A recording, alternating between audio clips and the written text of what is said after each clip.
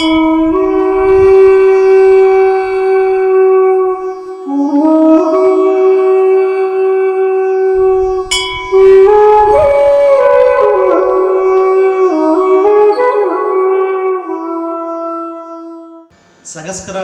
தொலைக்காட்சி ஊடகத்தின் வழியாக இணைந்திருக்கும் அனைத்து அன்பர்களுக்கும் அன்பான வணக்கம். நாம் ஒவ்வொரு பதிவிலையும் அற்புதமான கோயில்கள், அதிசயம் நிறைந்த கோயில்களாக பார்த்துக்கிட்டே வர்றோம். நாம் இன்னைக்கு பார்க்கக்கூடிய ஒரு அற்புதமான விஷயம், ஒரு சிவனடியாரோட பக்தி பார்க்க போகிறோம். பக்தியில் என்ன சார் பெருசாக இருக்குது அப்படின்னு நீங்கள் கேட்கலாம். பக்தி அப்படிங்கிறது நாம் கோயிலுக்கு போகிறதும் பக்தி தான், பக்கத்து வீட்டுக்காரங்க கோயிலுக்கு போகிறதும் பக்தி தான், தான தர்மம் பண்ணுறதும் பக்தி தான். ஆனால் இதுக்கெல்லாம் மிஞ்சின ஒரு பக்தி அப்படிங்கிறது ஒன்று இருக்குது.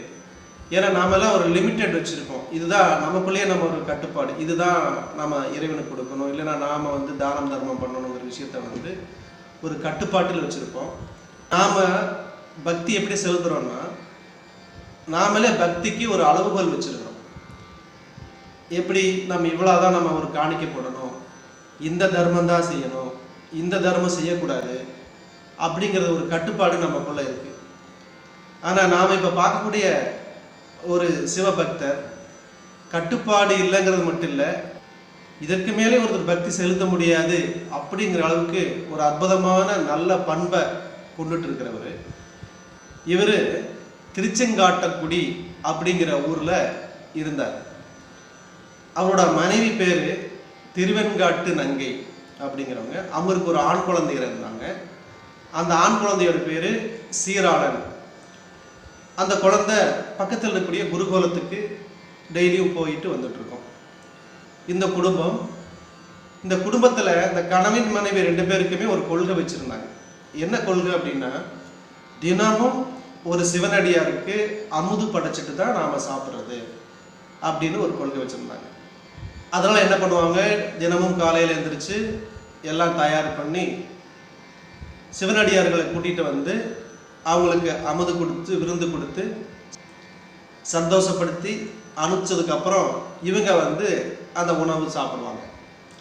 இப்படி ஒரு பழக்கம் அவங்க நீண்ட நெடுங்காலமாக போய்கிட்டே இருக்கு. அதனால் இவங்களுக்கு பெருவிதமான ஒரு சந்தோஷம் அவங்களுக்கு. ஒரு நாள் இதே மாதிரி விடிய காலையில் எழுந்திரிச்சு அந்த அம்மா உணவு தயார் பண்ணிட்டு இருக்காங்க. பரஞ்சோதியார் அவர் ஊருக்குள்ளே போய் வழக்கம் போல் ஒரு சிவனடியாரை கூட்டிகிட்டு வர்றதுக்காக போகிறாங்க. உள்ள ஊருக்குள்ளே போய் பார்க்குறாங்க. அன்னைக்கு எந்த சிவனடியாரும் அவங்க கண் முன்னாடி படலை. அவர் சரி பரவாயில்லன்னு சொல்லிட்டு ஒரு பக்கத்து ஊரில் போய் கூட்டிகிட்டு வரலான்னு சொல்லிட்டு பக்கத்து ஊருக்கு போகிறாங்க. அங்கேயும் தேடி பார்க்குறாங்க. எந்த சிவனடியாரையும் அவங்க கண்ணிலேயே படலை. ரொம்ப நேரமாக தேடுறாரு. யாரும் அந்த சிவனடியார்கள் எதுவும் கிடைக்காதனால பெரிய மன வருத்தம் அவருக்கு வருது. இங்கே வீட்டில் அந்த திருவெண்காட்டு நங்கை அவங்க உணவெல்லாம் தயார் பண்ணி முடிச்சுட்டாங்க. இன்னும் வரலையே அப்படின்னு எதிர்பார்த்து காத்துட்டு இருந்தாங்க வாசலில். அப்போ ஒரு சிவனடியார் தானாகவே அவங்க வீட்டுக்கு வர்றாங்க. அந்த அம்மாட்ட முன்னாடி நிற்கிறாங்க. அதுக்கு அந்த வீட்டு அம்மா சொல்கிறாங்க, நான் உங்களுக்காக தான் சாமி பார்த்துக்கிட்டு இருந்தோம், உங்களை அழைக்கிறதுக்காகத்தான் எங்கள் கணவர் ஊருக்குள்ளே போயிருக்காரு, பரவாயில்ல நீங்கள் வாங்க அமுது சாப்பிட்லாம் அப்படின்னு சொல்லி கூப்பிட்றாங்க. அப்போ அந்த சிவனடியார் சொல்கிறாங்க, பெண்கள் தனியாக இருக்கக்கூடிய வீட்டில் நான் காலையில் எடுத்து வைக்க மாட்டேன். நான் இந்த ஊர் கோவிலில் ஆத்தி மரத்தடியில் உட்கார்ந்துருக்கேன். உங்கள் கணவர் வந்த உடனே அங்கே அனுப்பு, நான் அவர் கூட சாப்பிட்றேன் அப்படின்னு சொல்கிறாங்க. அப்படின்னு சொல்லிட்டு அந்த சிவனடியார் அங்கேருந்து போயிடுறாரு. பரஞ்சோதியார் எல்லா இடத்துலையும் சுற்றியும் எந்த சிவனடியாரும் கிடைக்காதனால ரொம்ப மன வருத்தத்தோடு வர்றாங்க. அவங்க மனைவி பார்த்து சொல்கிறாங்க, ஊர் பூராவும் தேடியும் எந்த சிவனடியாரும் கிடைக்கலையே, இன்னைக்கு நம்மளோட இத்தனை வருஷம் சங்கல்பம் நாம் இன்னைக்கு பறிபோயிரும் போல இருக்குது, இப்படி ஒரு சோதனை நமக்கு வந்துருச்சுன்னு சொல்லிட்டு பெரிய மன வருத்தத்தோடு இருக்கிறாங்க. அதை அவங்க மனைவிடையும் சொல்கிறாங்க. அதுக்கு அந்த திருவெண்காட்டு நங்கை சொல்கிறாங்க, சுவாமி ஒன்றும் கவலைப்படாதீங்க, நம்ம வீடை தேடியே சிவனடியார் வந்தார், உங்களுக்காக தான் பார்த்துக்கிட்டு இருக்காரு, நீங்கள் போய் நம்ம ஊரில் இருக்கக்கூடிய சிவன் கோயில் இருக்கக்கூடிய ஆத்தி மரத்தடியில் உட்காந்துருக்காரு, நீங்கள் போய் கூட்டிகிட்டு வாங்க அப்படின்னு சொல்கிறாங்க. இவர் அந்த கோயிலுக்கு ஓடி ஓடி போகிறாரு. அங்கே போய் பார்க்குறாங்க, அவர் தியானத்தில் அவர் உட்கார்ந்துருக்காரு அந்த சிவனடியார். அவர்கிட்ட போய் கேட்குறாங்க, சுவாமி எங்கள் வீட்டில் வந்து நீங்கள் அமுது சாப்பிடணும், உங்களுக்காக தான் நாங்கள் காலையிலேருந்து தேடிக்கிட்டு இருக்கோம் அப்படின்னு சொல்லும்போது, சரி நான் வர்றேன், எனக்கு பிடிச்சமான உணவெல்லாம் நீங்கள் கொடுப்பீங்களா அப்படின்னு கேட்குறாங்க. சுவாமி நீங்கள் கட்டளையிடுங்க, உங்களுக்கு என்ன வேணுமோ அதை செஞ்சு கொடுக்கக்கூடிய சக்தி பகவான் எனக்கு கொடுத்துருக்குறாங்க, உங்களுக்கு என்ன வேணும்னு சொல்லுங்கள் அப்படின்னு கேட்குறாங்க.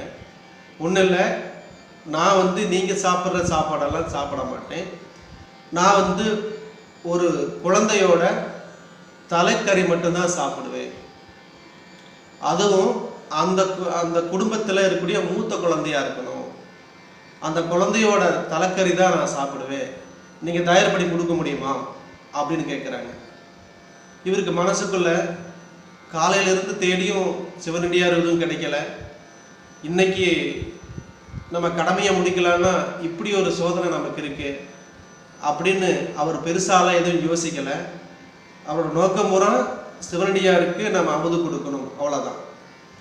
அதனால் என்ன பண்ணாங்க, சுவாமி நீங்கள் வாங்க, உங்களுக்காகவே ஒரு குழந்தை எங்கள் வீட்டில் இருக்குது, அவனை வந்து உங்களுக்கு நம்ம படையலாக படி கொடுக்குறோம் அப்படின்னு சொல்லும்போது, சரி வா அப்படின்னு அந்த சிவனடியார் வந்து இப்போ அவங்க வீட்டுக்கு வர ஒத்துக்கிறாரு.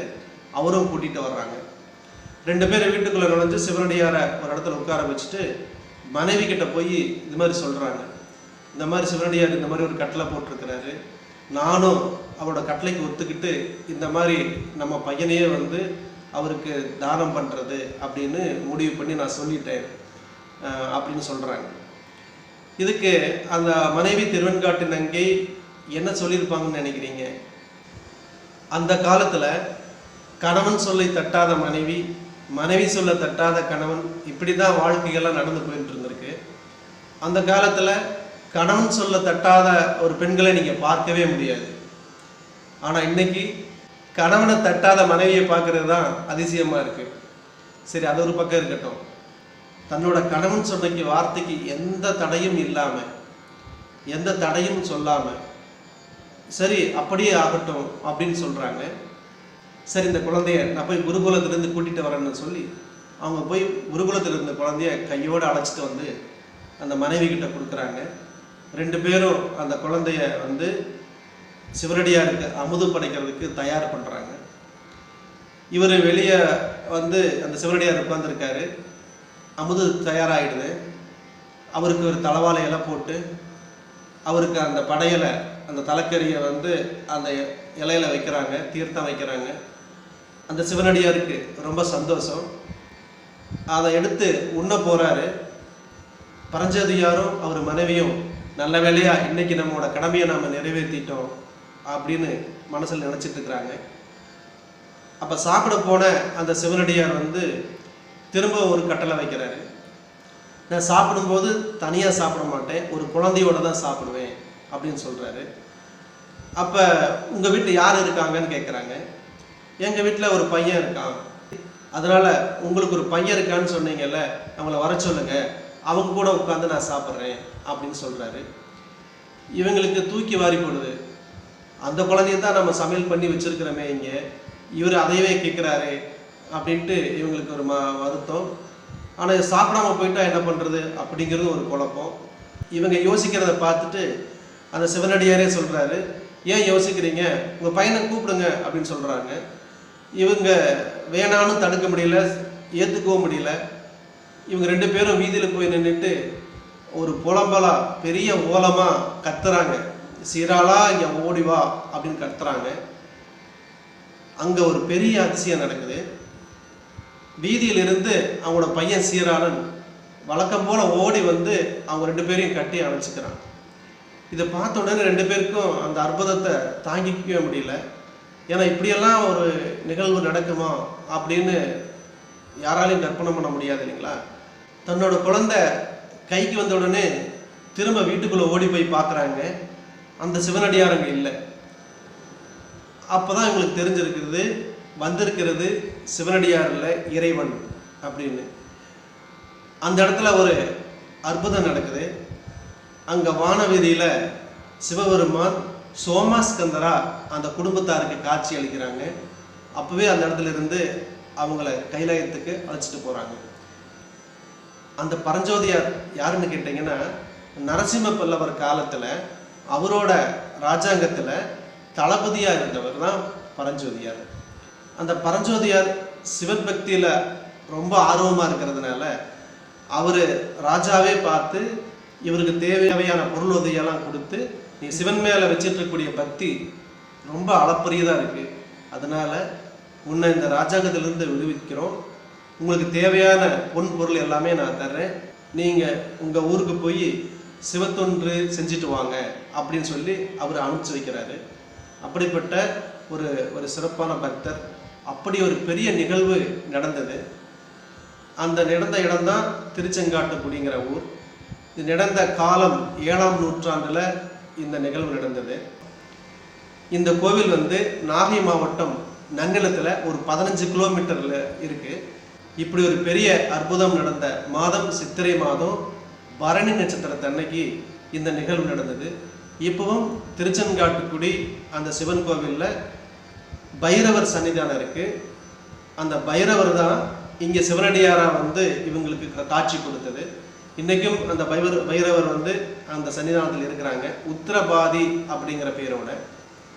இந்த கோவில் இறைவன் இப்படியான ஒரு அற்புதம் செஞ்ச ஒரு சிறப்பான திருத்தலம். அதனால் இந்த கோயில் குழந்தைகளுக்கான ஒரு சிறப்பு கொடுக்கக்கூடிய அமைப்பு. குழந்தைகளுக்கு கல்வி, ஆயுள், ஆரோக்கியம் இந்த மாதிரி சிறப்புகள் வர இந்த கோயில் பைரவரை வழிபாடு பண்ணும் பொழுது குழந்தைகளுக்கு தேவையான அனைத்து அம்சங்களும் சிறப்பாக வாரி வழங்குறாரு அப்படிங்கிறதுல எந்த விதமான ஐயமும் இல்லை. மீண்டும் இதே மாதிரியான ஒரு அற்புதமான நிகழ்வோடு நாம் சந்திப்போம். நன்றி, வணக்கம்.